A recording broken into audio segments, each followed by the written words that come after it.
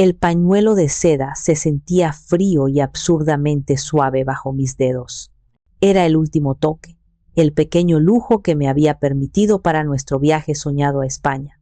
Un capricho comprado en una tarde soleada mientras imaginaba pasear por las calles de Sevilla. Lo doblé con un cuidado casi ceremonial, una pequeña oración silenciosa a la felicidad que nos esperaba, y lo coloqué sobre una pila de jerseys de lino en la maleta. Mi maleta. A su lado, imponentes, cerradas y listas, como soldados en formación, estaban las de Lorenzo y su madre, Graciela. Una sonrisa involuntaria, cansada pero genuina, se dibujó en mi rostro. Después de meses de una planificación meticulosa, de comparar reseñas de hoteles con encanto hasta la madrugada y de reservar tours privados para evitar las multitudes que tanto odiaba Graciela, el momento casi había llegado. El aire de nuestra espaciosa habitación en Polanco olía a una mezcla de mi perfume floral, el cuero caro de las maletas y esa electricidad palpable que precede a una gran aventura. Entonces, mi teléfono vibró sobre la mesita de noche. El sonido fue discreto, pero en el silencio expectante de la habitación sonó como un grito. Lo tomé sin prisa, mi mente ya en el aeropuerto. Pensé que sería Renata, mi prima, con su habitual mensaje lleno de emojis, deseándome buen viaje y pidiéndome que le trajera turrón. Pero en la pantalla brillaba el nombre de Lorenzo, mi Lorenzo.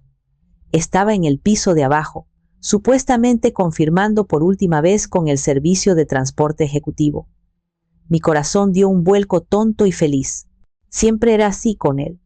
A pesar de todo, un simple mensaje suyo podía encender una luz dentro de mí. Quizás era un te amo, ya casi nos vamos, o una foto graciosa para aligerar la tensión del viaje. Lo abrí. Eran 2 mensajes, enviados con apenas segundos de diferencia. El primero era una construcción torpe, casi cobarde, de palabras. Amor, surgió algo. Mi mamá quiere que este sea un viaje solo de la familia, para reconectar. No podrás venir. Lo siento. Sentí cómo el aire abandonaba mis pulmones en una exhalación silenciosa, como si me hubieran dado un puñetazo en el alma. El cuarto pareció inclinarse sobre su eje. Mis dedos, de repente torpes y fríos, se aferraron al teléfono. ¿Un error? ¿Un chiste cruel? Mi mente se negó a procesarlo, buscando desesperadamente una explicación lógica. Quizás su hermana Silvana había decidido unirse a último minuto y no había más espacio, aunque eso no tenía sentido. Antes de que pudiera formar un pensamiento coherente, mis ojos bajaron al segundo mensaje. Era más corto, más honesto, más brutal. 9 palabras que actuaron como un bisturí, cortando limpiamente años de amor y sacrificio. Mi mamá prefiere que no vengas. El teléfono se me resbaló de la mano. No hizo ruido al caer sobre la gruesa alfombra persa, pero para mí el impacto fue ensordecedor. Me quedé de pie, inmóvil, mirando las 3 maletas. 1, 2, 3. La mía, la que había llenado no solo con ropa, sino con guías de viaje, con sueños de noches estrelladas en Granada y mañanas soleadas en Barcelona, de repente parecía un ataúd para mis esperanzas. El silencio en la habitación se hizo denso, pesado, una presión física en mis oídos. Lo único que podía oír era el tic-tac del gran reloj de pared, un sonido que antes me resultaba reconfortante, el latido del corazón de nuestro hogar. Ahora sonaba como un martillo golpeando un clavo, sellando una tumba. Cada segundo que pasaba era una confirmación de la crueldad calculada de ese mensaje. No eres bienvenida, no eres suficiente, no eres familia. El tic-tac del reloj no marcaba los segundos, marcaba los años. Los años que le había entregado, las piezas de mí misma que había sacrificado voluntariamente en el altar de su éxito y de la frágil paz de su familia. Mi mente, en un acto de autodefensa o quizás de masoquista tortura, comenzó a abrir las puertas de un museo privado y polvoriento que yo misma había intentado mantener cerrado con llave, el museo de mis sacrificios olvidados. Y yo era la única visitante. La primera sala, La más grande y dolorosa era la sala de la fundación, bañada en una luz fría y fluorescente. La imagen central era tan nítida que dolía. 3 años atrás, la pequeña y desordenada oficina que Lorenzo había alquilado en la colonia Roma. Olía a café rancio, a pánico y a sueños rotos. Él, el hombre carismático y seguro de sí mismo que encantaba a los inversores y a los clientes, estaba sentado en su escritorio con la cabeza entre las manos, su cuerpo sacudido por sollozos ahogados. Su gran sueño, la empresa de exportación de artesanías finas Corazón de Oaxaca, se hundía. Un gran pedido internacional había sido rechazado por un problema de calidad que él, en su optimismo ciego, había pasado por alto. Los proveedores, artesanos de pueblos pequeños que dependían de él, exigían sus pagos. El banco le había negado un último préstamo, riéndose de su plan de negocios. Se acabó. El ara sollozó, levantando un rostro devastado. Todo por lo que he luchado, se acabó. Voy a decepcionar a todos. A mi madre, a mi familia, a ti. Yo no lo dudé ni un instante. Vi su dolor y lo hice mío. Al día siguiente estaba en la sucursal del banco, frente a un ejecutivo de rostro impersonal cuyo traje parecía demasiado caro. La herencia de mi abuela, los 15 millones de pesos que ella, una maestra de escuela, había ahorrado durante toda una vida de trabajo y que me había dejado con una instrucción clara: para que construyas algo tuyo, mija, para que nunca dependas de nadie. Y yo estaba a punto de traicionar su memoria. Quiero transferir la totalidad a esta cuenta, dije, mi voz sorprendentemente firme, mientras le pasaba los datos de la empresa de Lorenzo. El ejecutivo levantó una ceja poblada. ¿Desea que redactemos un contrato de préstamo o un acuerdo de inversión, señora? Es una suma considerable. Recuerdo que me reí, una risa corta, casi histérica. No, gracias, respondí, con la arrogancia de una enamorada. Es mi esposo. Lo mío es suyo. Es una inversión en mi familia. El hombre se encogió de hombros, selló los papeles, y con ese simple acto burocrático, yo firmé no solo la salvación de su sueño, sino también mi propia sentencia. Recuerdo que, una semana después, Lorenzo llegó a casa con un reloj carísimo. Para celebrar nuestro nuevo comienzo, dijo, radiante: no se me ocurrió pensar que lo había comprado con mi dinero. La segunda sala del museo era la del hogar. La imagen, una notaría elegante, con olor a madera y a papel viejo, 2 años atrás, comprando esta misma casa en Polanco. El crédito de Lorenzo estaba destrozado por sus deudas anteriores. Fue mi historial impecable, mi nombre, mi firma, lo que nos consiguió la hipoteca. Yo era la única titular legal de la propiedad. Graciela, su madre, estaba allí, con su sonrisa tensa y su collar de perlas. Cuando firmé el último papel, se inclinó hacia mí y susurró, su aliento oliendo a menta cara: qué bueno que al menos sirves para algo, mija. No era un cumplido, era una forma de recordarme mi lugar.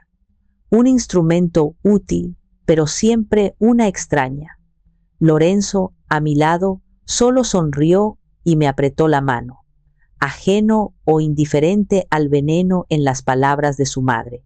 Más tarde, Graciela criticó la cocina que yo había elegido con tanto esmero, demasiado moderna, sin alma. Pero supongo que es lo que se puede esperar. Y la tercera sala, la más concurrida, la del desdén cotidiano, estaba llena de pequeñas humillaciones, de cortes de papel que, acumulados, desangran el alma. Añadí una nueva pieza a la colección. Una tarde de domingo, 6 meses atrás. Graciela estaba ayudando a redecorar. Tomó un pequeño alebrije de madera, una pieza intrincada que mi propia abuela, una artista aficionada, había tallado para mí. Este cachivache viejo está llenando de polvo el librero, dijo con ligereza, y lo colocó en la caja de donaciones. Mi corazón se detuvo. Graciela, por favor, eso es de mi abuela, dije, mi voz temblando. Ella me miró con falsa sorpresa. Ay, querida, ¿en serio? Parecía algo del mercado de pulgas. Cuando se lo conté a Lorenzo, él suspiró con cansancio. Amor, ya conoces a mi madre. No lo hizo con mala intención. No hagas un drama de esto, por favor. Y yo, para no hacer un drama, me tragué mi dolor y mi rabia. Fue en esa sala donde recordé la frase que Lorenzo repetía como un mantra. Tú encárgate de los papelitos, amor, que tú eres buena para eso. Yo soy el alma creativa. Y yo, como siempre, sonreí y acepté, sin darme cuenta de que mientras yo me encargaba de los cimientos, ellos construían su mundo encima, un mundo en el que, al parecer, yo ya no tenía cabida. De vuelta en el presente, en la habitación silenciosa, el frío de la traición me recorría la espalda. Mis manos, ahora firmes, recogieron el iPad que Lorenzo había dejado sobre la cama, un regalo que yo le había hecho en su último cumpleaños. La pantalla se iluminó, mostrando una notificación del grupo de WhatsApp Familia Álvarez, un grupo al que por supuesto yo no pertenecía. Mi dedo se deslizó sobre la notificación, un acto de masoquismo deliberado, y el chat se abrió. El corazón se me detuvo y luego empezó a latir con una furia helada. Había docenas de mensajes de los últimos días. No eran solo planes de viaje, eran una crónica de mi invisibilidad. Vi cómo Silvana compartía un enlace a un restaurante con estrella Michelin en Madrid. Tenemos que ir aquí. A Elara le parecería demasiado caro, jeje. Lorenzo había respondido con un emoji de carita llorando de risa. Vi a Graciela enviar una foto de un par de zapatos de tacón altísimos, perfectos para las noches de flamenco. Lástima que algunas no aguanten más de 2 horas de pie. Una clara alusión a la vez que tuve que sentarme en una boda familiar por una migraña. Pero fue la última imagen la que me rompió por dentro, la que transformó mi dolor en algo duro y peligroso. Una foto de ellos 3, tomada esa misma mañana en el salón de nuestra casa, mi casa. Graciela y Silvana sostenían copas de champán y Lorenzo estaba en el medio sonriendo a la cámara con el brazo alrededor de su madre. El pie de foto, escrito por Silvana, decía: Europa, allá vamos. El mejor equipo. Unas merecidas vacaciones sin dramas ni complicaciones. Sin dramas. Sin complicaciones. Yo era el drama. Yo era la complicación. No había tristeza en sus rostros. No había ni una pizca de remordimiento. Solo alegría. Una alegría egoísta y excluyente, construida sobre mi humillación. No era que Lorenzo se hubiera visto forzado por su madre. Él no era una víctima atrapada en medio de un conflicto. Él era un participante entusiasta, el director de la obra, en la que a mí me habían asignado el papel de la tonta invisible. Habían planeado esto, habían susurrado y reído a mis espaldas, en mi propia casa, mientras yo, ajena a todo, les preparaba la cena y me aseguraba de que tuvieran todo lo necesario para el viaje del que planeaban excluirme. La náusea subió por mi garganta, amarga y furiosa. Esto no era un malentendido, era una ejecución. Mis dedos marcaron el número de Renata casi por instinto, como un náufrago buscando un trozo de madera en medio de la tormenta. Cuando contestó, mi voz era un hilo roto, un eco de la mujer que era hace apenas una hora, apenas reconocible para mí misma. Le conté todo, las palabras tropezando unas con otras, ahogadas por sollozos secos, de esos que duelen en el pecho pero no producen lágrimas. Le hablé del mensaje, de la maleta, del grupo de WhatsApp, de los zapatos y del champán. Esperaba consuelo, palabras suaves, que me dijera que eran unos monstruos y que yo merecía algo mejor. Pero Renata no era así. Ella era una abogada. Veía el mundo no en tonos de gris emocional, sino en el blanco y negro de los hechos, las pruebas y las consecuencias.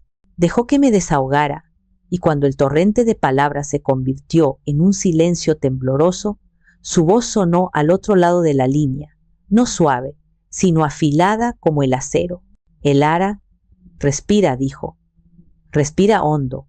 Ya, Ahora escúchame. Llora todo lo que necesites esta noche. Grita si quieres. Rompe un plato si te hace sentir mejor. Pero mañana, cuando te levantes, quiero que dejes de pensar como una esposa herida y empieces a pensar como la dueña de todo. Porque Elara, eso es lo que eres. Hizo una pausa, dejando que sus palabras tan extrañas y ajenas calaran en mi mente aturdida. Prima, una pregunta seria, continuó, su tono ahora más práctico, y quiero que pienses muy bien la respuesta. Legalmente, con los papeles en la mano, ¿a nombre de quién está todo? La casa, la hipoteca, los contratos más importantes con los proveedores, la cuenta bancaria principal del negocio, el dinero que pusiste. ¿Hay algo firmado? La pregunta cortó el nudo de dolor en mi garganta y lo reemplazó por una descarga eléctrica. Dejé de temblar. El mundo, que había sido un torbellino de emociones, de repente se detuvo y se enfocó con una claridad aterradora. A mi nombre, susurré, casi sin aliento, la casa, la cuenta, los contratos grandes. Todo está a mi nombre. ¿Por qué, Elara? Recuérdamelo, insistió Renata, su voz guiándome, forzándome a verbalizar la ridícula verdad. ¿Por qué? Porque cuando empezamos, el crédito de Lorenzo era un desastre. Nadie confiaba en él. Los bancos se rieron de nosotros, yo sí confié. ¿Y alguna vez te ofreció poner las cosas a su nombre una vez que el negocio despegó? ¿O hacerte socia oficial en el papel? No solo en la práctica. La pregunta me golpeó. No, admití en voz baja. Siempre decía que no nos preocupáramos por esos papelitos, que éramos un equipo, que lo que era suyo era mío. Un silencio cargado de significado se extendió entre nosotras, y en ese silencio algo dentro de mí cambió. El dolor no desapareció, pero se cristalizó. Se convirtió en algo duro, afilado, pesado. Dejé el teléfono y caminé, como en un trance, hacia el pequeño estudio que usábamos como oficina en casa. Abrí el archivador metálico, un mueble que Lorenzo jamás había tocado, lleno de esos papelitos que tanto despreciaba.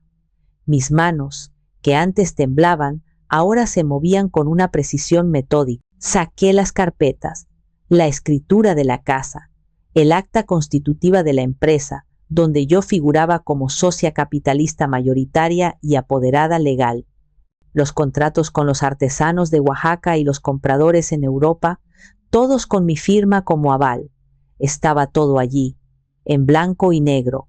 El imperio que Lorenzo presumía como suyo estaba construido sobre un único pilar, yo, y ellos acababan de intentar demolerlo, sin saber que la dinamita estaba en mis manos. Al día siguiente, el sol que entraba por las imponentes ventanas de la oficina de la licenciada Díaz era frío e impersonal, como la propia abogada. El despacho, en lo alto de un rascacielos en Santa Fe, parecía flotar sobre la ciudad, un mundo aparte de emociones y dramas terrenales.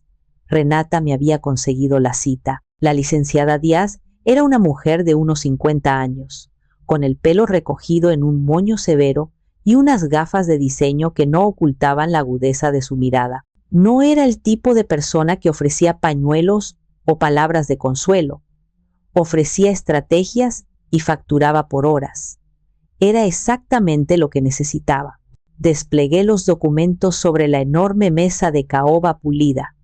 Se reflejaban en la superficie como fantasmas de mi estupidez. Ella los examinó en silencio, sus dedos delgados, adornados con un único y discreto anillo, pasando de una página a otra, con una eficiencia que me intimidaba y extrañamente me tranquilizaba. No hizo preguntas sobre mi matrimonio. No le interesaba el drama, la traición, el dolor. Le interesaban las cláusulas, las firmas, los anexos, la fría arquitectura de la ley. Yo esperaba un largo y complicado análisis, un discurso sobre las dificultades de los litigios maritales. En cambio, después de apenas 20 minutos, apiló los documentos en un orden perfecto, se quitó las gafas, las limpió con un pañuelo de seda y me miró fijamente por primera vez. Sus ojos eran como dos fragmentos de obsidiana. Señora Vargas, dijo, usando mi apellido de soltera, un detalle que no pasó desapercibido. Permítame ser absolutamente clara. Su esposo no es el dueño de un negocio, es el dueño de una marca, de un nombre bonito en Instagram. Nada más. Me quedé sin aliento. Lo sabía, pero escucharlo de ella lo hacía real, tangible.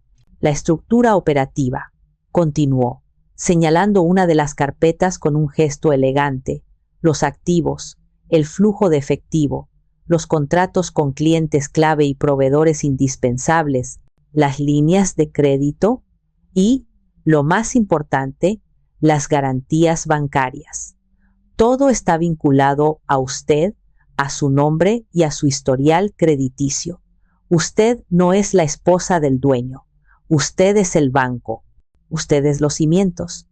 Hizo una pausa y una sombra de sonrisa casi imperceptible apareció en sus labios.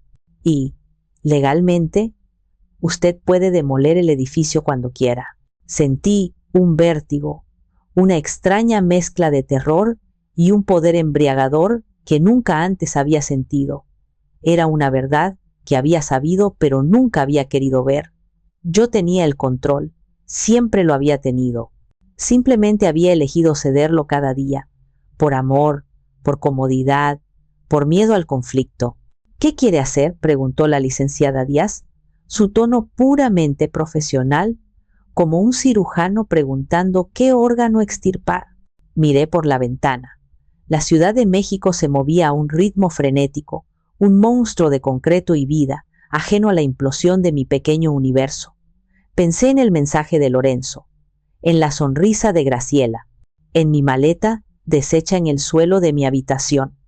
Pensé en mi abuela y en su sabio consejo que yo había ignorado. Me volví hacia la abogada. Quiero el divorcio, dije, mi voz sorprendentemente firme, y quiero vender mis activos, todo. Quiero recuperar hasta el último centavo de la herencia de mi abuela, con intereses.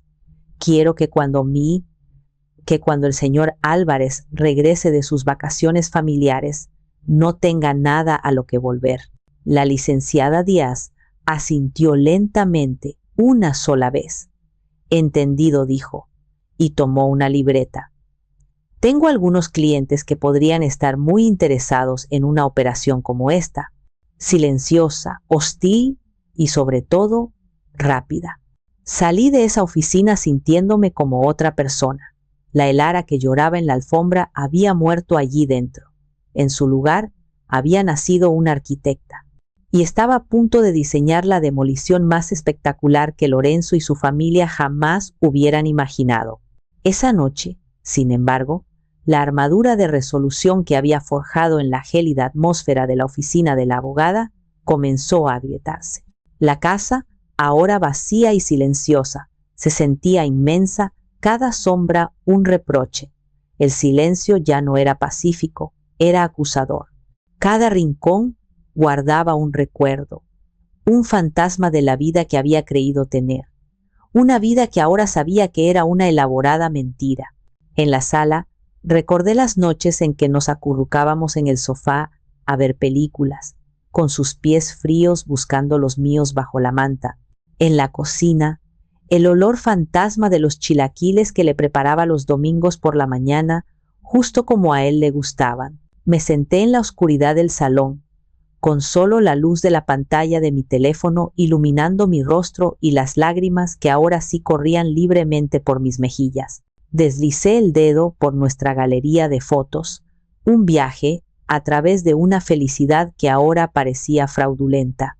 Una foto de nuestra boda, ambos tan jóvenes y llenos de promesas, mirándonos como si fuéramos los únicos en el universo. Un viaje a San Miguel de Allende, riendo a carcajadas con helado chorreando por nuestras manos. El día que adoptamos a Bruno, nuestro perro, y Lorenzo lo sostuvo en brazos como a un bebé. ¿Era este el hombre al que estaba a punto de destruir? ¿El mismo hombre? La culpa, pesada y fría como una lápida, se instaló en mi pecho. ¿En qué me estaba convirtiendo? ¿Era una mujer vengativa? ¿Un monstruo forjado por el dolor? ¿Estaba yendo demasiado lejos?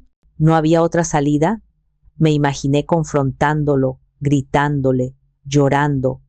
Quizás él se arrepentiría. Quizás podríamos ir a terapia. Quizás el amor, nuestro amor, podía perdonarlo. Por un momento, estuve a punto de llamar a Renata y decirle que lo cancelara todo, que había cometido un error. Entonces, mis dedos, casi por accidente, abrieron de nuevo la conversación con Lorenzo, y allí estaban las palabras, frías, impersonales, definitivas. Mi mamá prefiere que no vengas. Las leí una y otra vez, buscando un matiz, una excusa, algo a lo que aferrarme, pero no había nada. No decían te extrañaremos, no decían lo arreglaremos cuando vuelva. No había amor en ellas. Solo un despido, una orden, un punto final puesto por él. Y en ese momento, la duda se evaporó, quemada por una nueva ola de claridad tan dolorosa como liberadora. Yo no estaba destruyendo nuestro matrimonio. Él ya lo había hecho con ese mensaje. Yo no estaba demoliendo nuestro hogar. Él ya lo había vaciado de amor y respeto al conspirar con su madre en mi contra. Yo solo estaba limpiando los escombros, recogiendo las piezas de mi vida que aún me pertenecían, antes de que ellos decidieran que esas también les estorbaban. Cerré el teléfono, apagué los fantasmas y me fui a dormir. Por primera vez en días, el sueño fue profundo y sin pesadillas. La decisión estaba tomada. Ya no había vuelta atrás. Los días siguientes se convirtieron en un torbellino de actividad silenciosa y metódica. Mi vida se dividió en dos realidades paralelas, y yo me movía entre ellas con la habilidad de una espía experimentada. En una realidad, la que ellos veían a través de la pequeña ventana de sus teléfonos, yo era la esposa abandonada y comprensiva. Recibía sus escasas y condescendientes actualizaciones por WhatsApp, una foto de Lorenzo sonriendo forzadamente frente a la Sagrada Familia en Barcelona con el texto impresionante, te encantaría. Me limité a responder con un emoji de pulgar arriba, una foto de Graciela comiendo paella. Delicioso, lástima que no estés aquí para probarlo. Respondí con un simple, qué rico. Jugaba mi papel a la perfección, la esposa sumisa que esperaba pacientemente en casa. En mi otra realidad, la verdadera, yo era una general de guerra en una campaña relámpago. Pasaba mis días en reuniones con la licenciada Díaz y su equipo. Por las mañanas, mientras ellos visitaban el Museo del Prado, yo estaba en una sala de juntas sin ventanas, negociando los términos de la venta con los abogados del señor Morales, el dueño de Artesanías del Sur. Él era un hombre mayor, astuto, el competidor que Lorenzo siempre había ridiculizado por ser anticuado. Estaba más que feliz de adquirir la esencia del negocio de Lorenzo por una fracción de su valor de mercado, dejando a Lorenzo solo con una marca vacía y deudas. Por las tardes, mientras ellos tomaban el sol en la Costa Brava, yo estaba coordinando con un fotógrafo profesional para sacar las mejores imágenes de la casa. La subí a un portal exclusivo de alquileres para producciones audiovisuales y eventos de lujo. El título del anuncio era Oasis de lujo en el corazón de Polanco. Disponibilidad inmediata.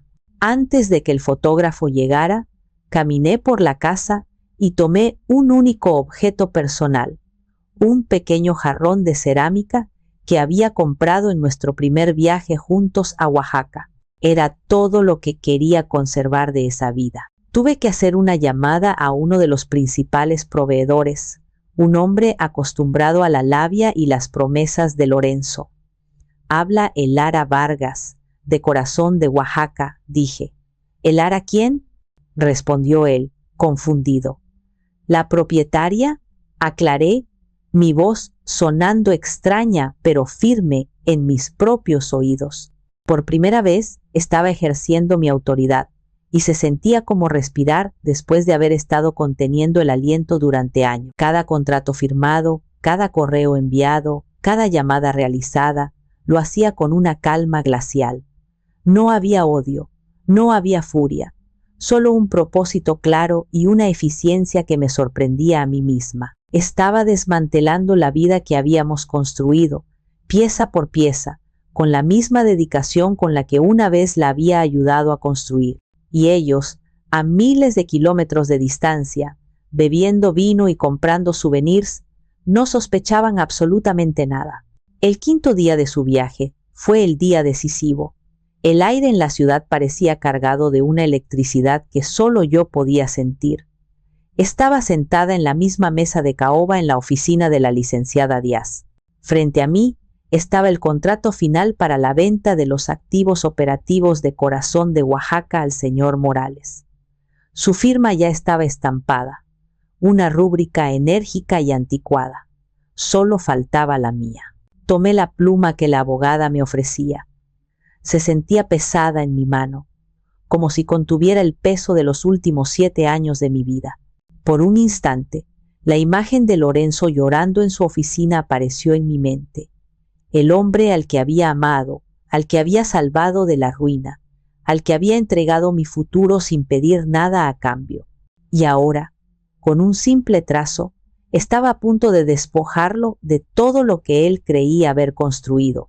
Entonces recordé el iPad, las sonrisas burlonas, el champán, la exclusión deliberada. Recordé cada comentario venenoso de Graciela, cada vez que Lorenzo había minimizado mis sentimientos. Recordé el consejo de mi abuela. Mi firma fue firme y clara. Elara Vargas, no Elara de Álvarez. Vargas, mi nombre, el que me pertenecía, el que había olvidado que era suficiente por sí solo. La licenciada Díaz tomó el documento, lo revisó y asintió, satisfecha. La transferencia se hará efectiva en la próxima hora, dijo, su voz desprovista de emoción. Felicidades, señora Vargas. Acaba de recuperar su futuro. Salí de la oficina y caminé sin rumbo por la avenida de la Reforma. El sol de la tarde era cálido y envolvía la ciudad en una luz dorada. Me senté en una banca y saqué mi teléfono, no para ver sus fotos, sino para revisar mi aplicación bancaria. Y allí estaba, un número con muchos ceros. El dinero de mi abuela, de vuelta en casa, de vuelta conmigo. No sentí una explosión de alegría. Sentí paz, una profunda y tranquila sensación de cierre, como cuando terminas la última página de un libro largo y difícil. Justo en ese momento, una notificación de Instagram apareció en la pantalla. Era de Lorenzo. Una foto de él y su madre, sonriendo, con las copas de vino en alto, en un viñedo espectacular en La Rioja, el sol del atardecer español bañándolos en oro. El pie de foto era la última gota de veneno que necesitaba para borrar cualquier vestigio de culpa. Salud por la familia que siempre está ahí, en las buenas y en las malas. Te amamos, mamá. Sonreí. Una sonrisa genuina. Por primera vez en mucho tiempo. Archivé la foto, ya no importaba. Su definición de familia estaba a punto de volverse mucho, mucho más pequeña. El último clavo en el ataúd. La casa ya estaba alquilada. Un famoso cantante de reggaetón la había reservado por 3 días para grabar su nuevo videoclip. La fiesta de bienvenida estaba lista. Y el telón estaba a punto de levantarse. Llegaron un día antes. Una cancelación de vuelo, según un mensaje apresurado y casi indiferente de Lorenzo. Mañana en casa. No importó. El plan ya estaba en marcha y era irrevocable. De hecho, su llegada anticipada solo añadía una capa de ironía al desastre que les esperaba. Estuve esperando al otro lado de la calle, sentada en el asiento del copiloto del coche de Renata. Ella sostenía un café helado, pero yo no podía beber ni comer nada. No era miedo, era una adrenalina fría, una expectación casi eléctrica. Nuestra antigua calle estaba irreconocible. Camiones de producción bloqueaban el paso, cables gruesos como serpientes negras se arrastraban por la acera y un flujo constante de gente joven, guapa y ruidosa, entraba y salía de la que había sido mi casa. Desde donde estábamos, podíamos sentir la vibración del bajo de la música. Cuando el taxi negro se detuvo frente a la entrada, sentí un nudo en el estómago. Renata puso su mano sobre la mía. «Estoy aquí», susurró. Asentí, agradecida. Lorenzo fue el primero en bajar. Bronceado, vestido con un traje de lino que ahora parecía irremediablemente arrugado, con un aire de fatiga y esa arrogancia innata que nunca lo abandonaba. Luego bajó Graciela, protegida del mundo por unas enormes gafas de sol y una mueca de disgusto al ver el alboroto. Silvana lo seguía, luchando con varias maletas de diseño llenas de compras. La mandíbula de Lorenzo literalmente cayó al suelo. Su rostro pasó de la confusión a la incredulidad, y de ahí a una ira furiosa en cuestión de segundos.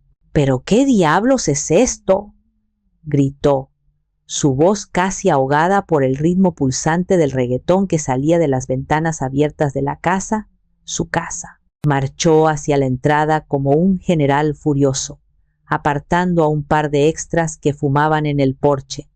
Un hombre con auriculares colgando del cuello y una carpeta en la mano se interpuso en su camino con aire aburrido. «Disculpe, ¿puedo ayudarle? Esta es una filmación privada. El acceso está restringido». «Esta es mi casa», rugió Lorenzo, su cara roja de furia. El hombre de la carpeta frunció el ceño. Consultó sus papeles con calma exasperante. «No lo creo, amigo. Esta propiedad fue rentada por 3 días por la productora. El contrato está a nombre de la dueña, una señora, Elara Vargas». El nombre, mi nombre, quedó flotando en el aire.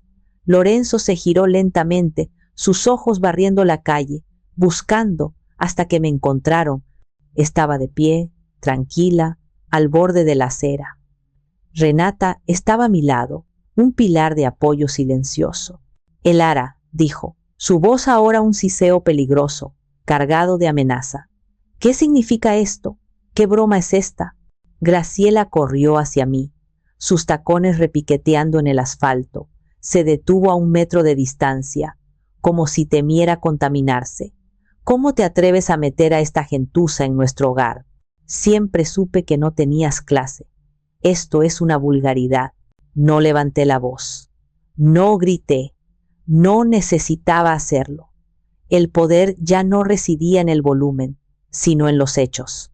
Simplemente saqué una carpeta delgada de mi bolso, la misma que había preparado la licenciada Díaz, y se la tendí a Lorenzo. Él la arrebató, sus manos temblorosas de rabia. Sus ojos volaron sobre las páginas, su respiración haciéndose más rápida y superficial. Pasó del contrato de alquiler al siguiente documento y al siguiente. Observé fascinada la transformación. Vi cómo el color desaparecía de su rostro bronceado, dejándolo con un tono pálido y enfermizo. Vi cómo su arrogancia se desmoronaba como un castillo de arena, reemplazada por una incredulidad pálida y horrorizada. El ruido de la fiesta, los gritos del director, el murmullo de la gente, todo se desvaneció. Solo existía ese momento. El momento en que el arquitecto de su propio engaño se daba cuenta de que los cimientos sobre los que había construido su vida no solo estaban agrietados, sino que habían desaparecido por completo. Esto es un contrato de venta de activos», balbuceó Lorenzo, mirando el papel como si estuviera escrito en un idioma alienígena. Su voz era un susurro hueco. «Dice que Corazón de Oaxaca se vendió». «Sí», respondí. Mi voz era tranquila, firme, un ancla en medio de su caos que se desataba. «Vendí los activos». «¿Mis activos? No puedes hacer eso», gritó, su voz rompiéndose en un chillido agudo de pánico. «Esa compañía es mía, mi sueño, yo la construí». Lo miré y por primera vez en años lo vi de verdad. No al hombre que amaba, no al visionario carismático, sino a un niño malcriado, a un rey presidiendo un imperio de papel que se deshacía en sus manos. «No, Lorenzo», dije, y cada palabra era un golpe preciso, quirúrgico. «Tú construiste una fachada. Yo puse el dinero. Yo firmé las garantías. Yo negocié con los proveedores cuando tú no tenías crédito ni para comprar un café. Yo vendí lo que era legalmente mío. Tu sueño La marca Corazón de Oaxaca sigue siendo tuya. Puedes quedártela. Solo que ahora es una cáscara vacía, sin empleados, sin clientes, sin proveedores, sin flujo de efectivo y sin casa donde operar. Te la devolví tal como la encontré hace 3 años, en la ruina. Un grito agudo, casi animal, salió de la garganta de Graciela. Víbora, malagradecida, después de todo lo que mi hijo hizo por ti, que te dio un apellido, una casa, una vida, lo castigas por un pequeño malentendido familiar. Giré mi cabeza lentamente y la miré a los ojos, por encima de sus gafas de sol que ya no podían ocultar su horror. No eres bienvenida, ¿recuerda? Le dije, citando las palabras que habían sido mi sentencia y ahora eran mi liberación. Resulta que la persona que no era bienvenida era la dueña de todo lo que ustedes daban por sentado. Le tendí a Lorenzo un último papel, el contrato de alquiler. La casa está legalmente ocupada por los próximos 3 días. No pueden entrar. Les sugiero que busquen un hotel. Quizás todavía tengan crédito en alguna de sus tarjetas. Él me miró, sus ojos desorbitados, llenos de una mezcla de pánico y una súplica desesperada. Elara, por favor, tenemos que hablar. Esto es un error. Pero yo ya no escuchaba. El poder que habían tenido sobre mí, un poder construido sobre mi amor y mi miedo, se había evaporado. Eran solo 2 personas, varadas en una acera, con maletas caras llenas de recuerdos de un viaje que les había costado todo. Me di la vuelta. Tomé a Renata del brazo y sin mirar atrás, caminamos por la calle, alejándonos del ruido y del caos que había sido mi vida. Detrás de nosotras, la música del videoclip pareció subir de volumen, una banda sonora absurda y triunfante para el derrumbe de su mundo. Los meses que siguieron fueron una reconstrucción silenciosa, no de lo que había perdido, sino de mí misma. El divorcio fue rápido y limpio. No había nada que disputar. Lo que era mío, era mío. Lo que era suyo, ya no existía. Me mudé a un apartamento más pequeño en la colonia Roma, un lugar lleno de luz y de mis propias cosas, donde nadie me juzgaba, donde podía respirar. El silencio ya no era opresivo, era pacífico. La libertad tenía el sabor del café que me preparaba por las mañanas, sin tener que caminar de puntillas para no despertar a nadie. Con el dinero, mi dinero, finalmente cumplí el sueño que había puesto en pausa por él. Alquilé un pequeño y luminoso local en una calle arbolada y abrí mi propia galería de arte, Galería Vargas. Mi nombre en la puerta de cristal.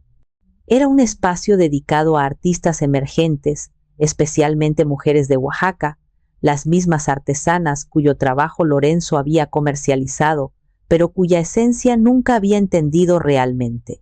Una tarde, unos meses después de la inauguración, mientras colgaba un cuadro de una joven artista zapoteca, una pieza vibrante que representaba un sol naciente sobre las montañas, mi teléfono vibró. Era un mensaje de un número desconocido. De Lorenzo. Sé que no tengo derecho a pedir nada, pero necesito que sepas que lo he perdido todo, y lo merezco. Fui un cobarde y un idiota, ciego por el ego y por complacer a mi madre. Me doy cuenta ahora de que la única cosa de valor que tuve en mi vida fuiste tú. Cometí el peor error de mi vida. Por favor, hablemos. Leí el mensaje 1, 2 veces. No sentí rabia, no sentí satisfacción, no sentí nada más que una lejana y melancólica pena por el hombre que pudo haber sido y nunca fue. Miré el mensaje, luego miré el cuadro, el sol naciente, las pinceladas llenas de promesas, de un nuevo comienzo, de una belleza forjada en la autenticidad. Apagué la pantalla del teléfono sin responder. ¿Hice lo correcto? ¿Acaso una disculpa puede reconstruir un alma que fue sistemáticamente hecha a pedazos? ¿O solo sirve para aliviar la conciencia del destructor? ¿Ustedes qué harían en mi lugar?